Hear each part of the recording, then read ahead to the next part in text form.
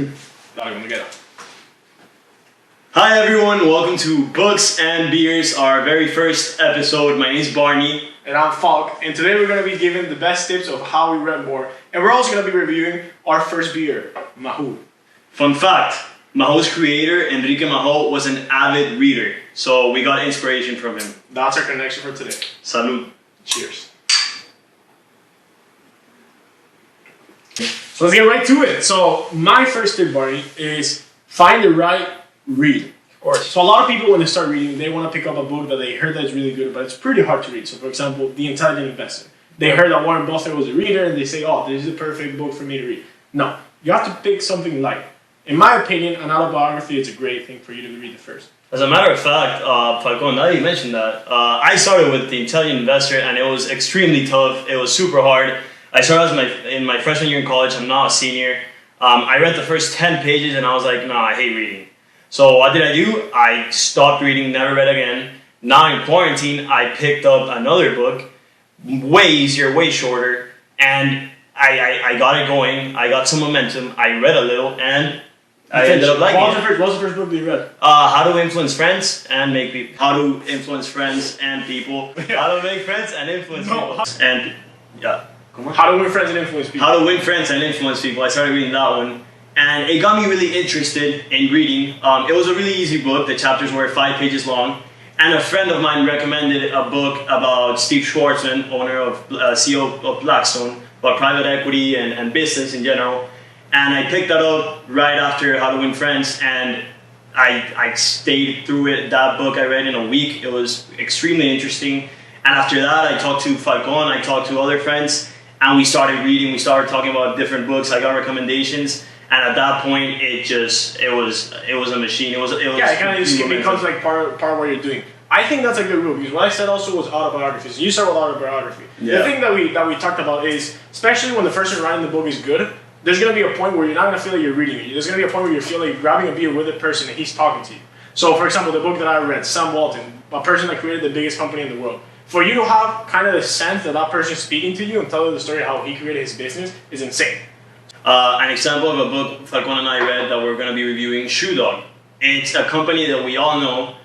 You might not know the owner, and it's interesting to see how such a huge company can have such a regular start. Like a guy like Falcon, a guy like me can create a company like that, and in 20, 30 years it can become an icon, a lifestyle icon. So find your passion, find a role model, and just read about him, because at the end of the day, you're going to feel passionate about that, and you're going to read quickly about him. And he or she most likely has a book. Yeah, for sure.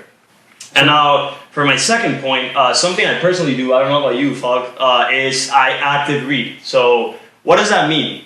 When I read, I have a highlighter next to me, a pen, I take notes, I highlight anything I feel that is important for me, anything that I feel I'm going to use in the future. The type of things that if you came back to the book and you had a short amount of time to read, those are the things that you will want to read. Whenever you read something like that, just think about it, think how you can apply certain things to your life. And I know Falk does this. At the end of the day, at the end of the book, make a list, make a summary. Maybe you can talk a little bit about that. Yeah, especially with How to Win Friends and Influence People, a book that I know I'm going to read again. It's the few books that I know I'm going to read more than once. I might not read it every single year, but at least I have a list that I can go in and read over it, and just the most important things of each chapter. That's something that is huge.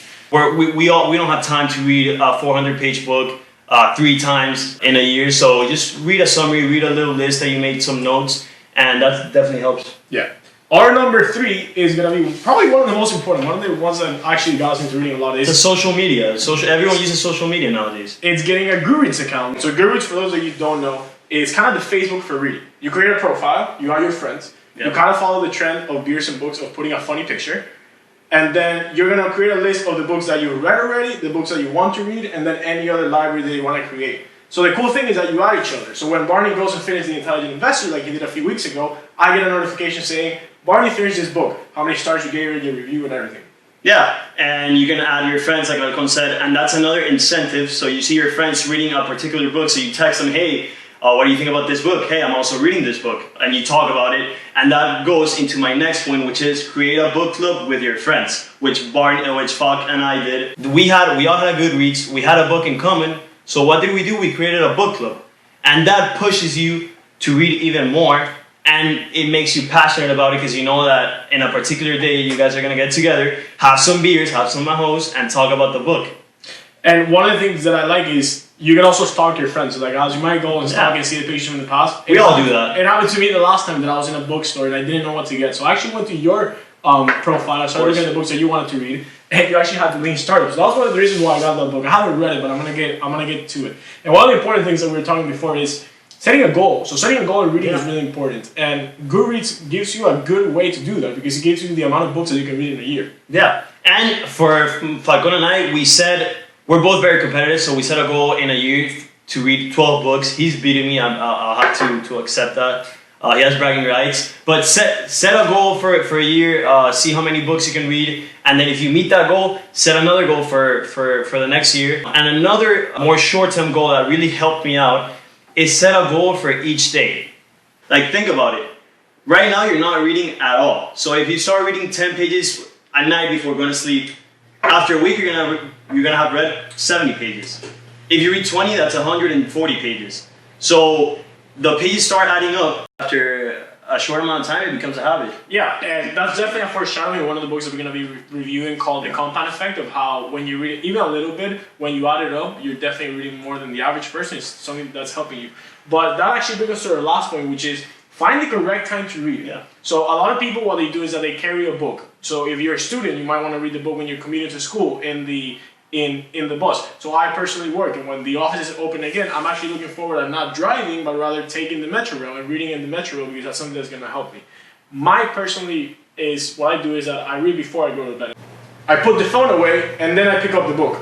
I read 5, 10, 15, 20 pages, whatever I'm reading, and when I'm done with that, I don't pick up my phone again. I just go straight into sleeping. Now that's huge because we've all heard those studies about how when you're watching your phone right before you go to sleep, it's a bad thing.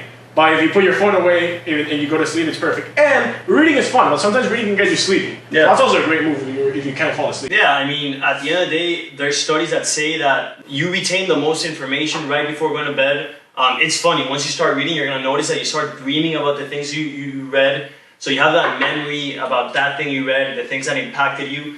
And also, if you have roommates, if you have a family, find that time. If you know your roommate works or goes to school from 3 to 4, read from 3 to 4 so you know that you're going to be peaceful. There's people I can read with other people around. Myself, I can't do that, so I try to find spaces during the day where I can be at peace and just reflect and read calmly. I personally can, but I try to work myself against that so I can be open to reading when you're waiting for a plane or you're waiting for anything.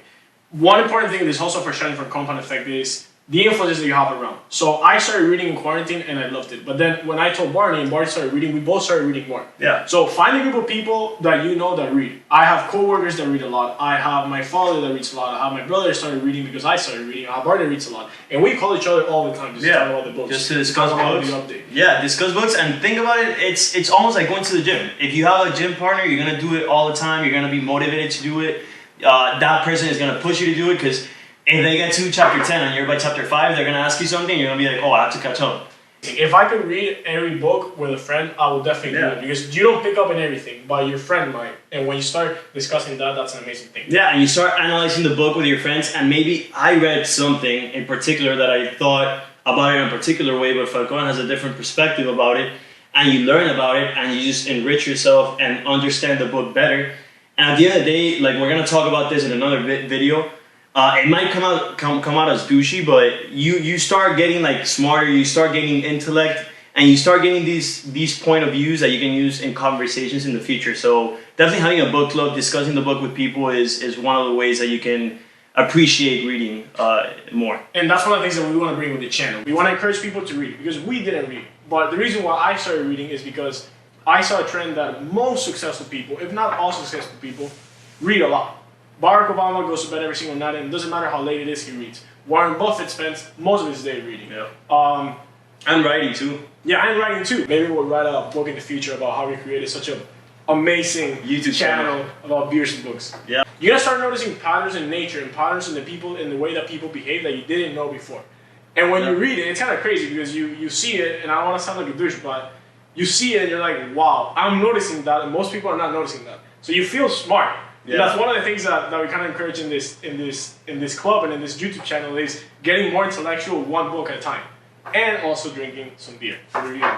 You're gonna start making connections that you didn't do before, and definitely having a beer is gonna help you. And in this channel, we're gonna be reviewing books for you, and we're gonna be reviewing beers to the best of our knowledge. And creating a connection with the books too, which is something that is important.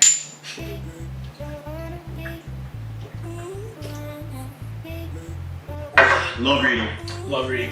So yeah, thank you so much for watching our first video. We're gonna be uploading every single Wednesday. Officially. Every single Wednesday. We're gonna be doing a review of a book and a review of a beer. I'm gonna be starting next week, and then Barney's gonna be following the following Wednesday, and maybe we'll make a few trips that we can go and review together. Definitely check out our bio where you can see our links to our personal Goodreads and a few of the descriptions about ourselves. Yeah, so like, share with your friends, comment anything you want to see. If you're a reader, Any comment, book recommendations? yeah, comment any books that you might want us to read and review. We might analyze books further down the line. Just let us know what you guys want. And be sure to connect us. We read all the comments. Thank you, and welcome to Books and Beers. We'll see you next time. Ciao. Thank